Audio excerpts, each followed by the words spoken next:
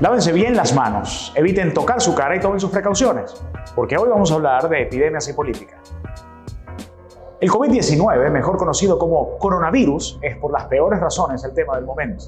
Pero antes de hablar sobre él y sus estragos, hagamos una cronología de las enfermedades que a lo largo de la historia han afectado a los gobiernos y a las sociedades. Desde siempre, la humanidad se ha enfrentado a diferentes pandemias y epidemias. Sus consecuencias han impactado con la muerte de millones y han trastocado ámbitos como la economía y la política de países. Una de las primeras referencias que podemos encontrar está en la Biblia. Ella menciona la decisión de Sennacherib, rey de Asiria, de abortar la misión de capturar Jerusalén en el 700 a.C., debido a las enfermedades que tenían sus soldados. Tiempo después, para el año 430 a.C., una enfermedad que pudo ser fiebre tifoidea llegó a Atenas durante la guerra del Peloponeso. La enfermedad se convirtió en epidemia y acabó con al menos un tercio de sus habitantes, entre ellos gran parte de su infantería, incluyendo a su líder, Pericles, que murió en siguientes brotes. Hasta el sol de hoy, historiadores tienen dudas si esta enfermedad fue crucial o no para la derrota ateniense durante la guerra. Pero de lo que sí están seguros es que Atenas fue dirigida por una sucesión de jefes débiles e incompetentes, que no pudieron continuar las políticas de Pericles, un gobernante que fomentó las artes y la literatura, dándole la reputación a la antigua Grecia de ser un centro educacional y cultural, que ordenó construir íconos arquitectónicos como el Partenón y que además embelleció la ciudad. Posteriormente, durante el siglo II después de Cristo, apareció la llamada plaga del reinado de Antonino.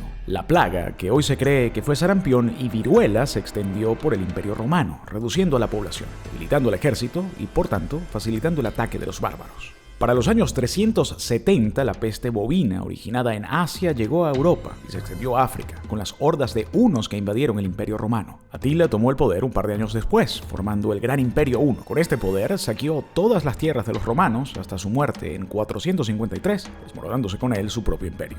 En los años 541 y 542, el Imperio Bizantino fue golpeado por una pandemia que mató a 25 millones de personas solo en su primer brote. Su líder, el emperador Justiniano, contrajo la enfermedad y se desataron conspiraciones políticas como la misma corte esperando por su muerte. Sin embargo, el emperador sobrevivió y cualquier posible plan fue cancelado. De igual forma, las escandalosas cifras de bajas que hubo afectaron al ejército y, por tanto, la persistencia de su extenso imperio. Muchos brotes epidémicos y pandémicos llegaron después de esa época. La peor tasa de mortalidad se la llevó la peste negra, que duró de 1348 a 1350 y terminó con la vida de 200 millones de personas en todo el mundo, acabando particularmente con casi la mitad de la población de Inglaterra. Para los supervivientes significó un profundo daño psicológico, pero la realidad es que al terminar la peste, al margen del dolor emocional, hubo cambios objetivos en sus vidas. La escasez de mano de obra aumentó los salarios diarios, los trabajadores tenían mejor dieta, mejoraron los ingresos de los patrimonios y propietarios de tierra hicieron mejores ofertas para que hubiese gente que quisiese cosecharlas. Para inicios del siglo XVI, los conquistadores tenían un arma muy poderosa a su favor,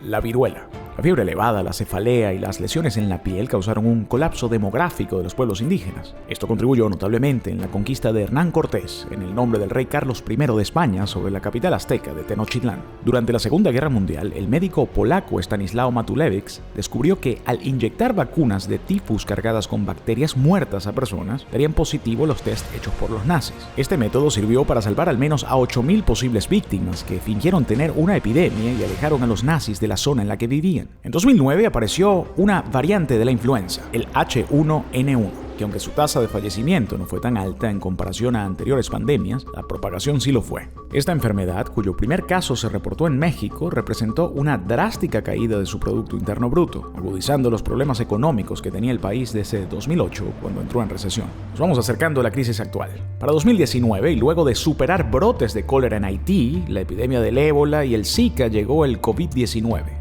Mejor conocido como coronavirus, originario de Wuhan y que poco a poco se ha extendido a escala global hasta calificar oficialmente como pandemia. Es un virus que ha representado un problema tanto para la salud pública como para la economía y la política globales. Campañas rumbo a elecciones presidenciales en Estados Unidos se han detenido por temor a contagios. Los precios del petróleo se han desplomado en más de un 30%. El fútbol, el deporte más jugado de Europa y uno de sus principales ingresos, ha tenido que suspender todo tipo de actividad. Esta industria ha visto casos relevantes como el de el entrenador del Arsenal de Inglaterra, Mikel Arteta, que ha dado positivo en el test, pero hasta ahora lo más dramático ha sido lo ocurrido en el Valencia, de España, que ha confirmado que un 35% del personal que trabaja en el vestuario del primer equipo, cuerpo técnico, médicos, jugadores y demás empleados, ha dado positivo para el COVID-19. Y las bolsas enfrentaron su peor jornada desde el conocido Lunes Negro, ocurrido en 2008. Esta es una crisis en pleno desarrollo y sacar conclusiones puede ser muy apresurado, pero como reflexión final podemos decir que hasta hace apenas unos pocos días era inimaginable ver desiertas las calles de Nueva York, Roma o Tokio. Pareciera que nuestra soberbia nunca nos permitió reparar en el hecho de que somos frágiles, no solo en lo individual, sino también en lo colectivo. Que un asunto tan simple logre desequilibrar nuestra vida permite concluir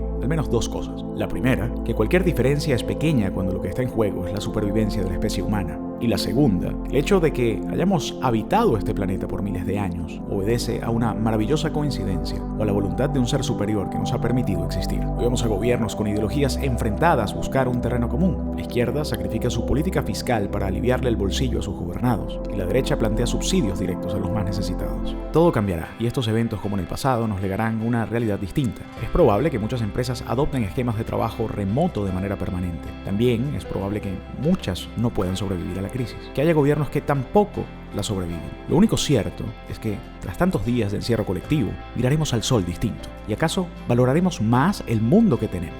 Aprenderemos quizá que las cosas buenas como la democracia, el cariño de nuestros seres queridos y hasta el aire que respiramos no podemos darlos por sentado. Hay que cuidarlos.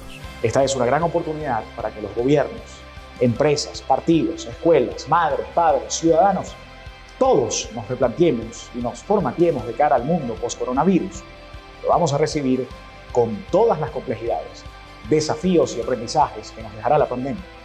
El día que termine y la recomendación científica pase del distanciamiento social, podamos transitar de manera firme al abrazo y a la unión a pesar de las diferencias. Yo soy Marco Trejo. Esto fue Epidemias y Política. Hasta la próxima.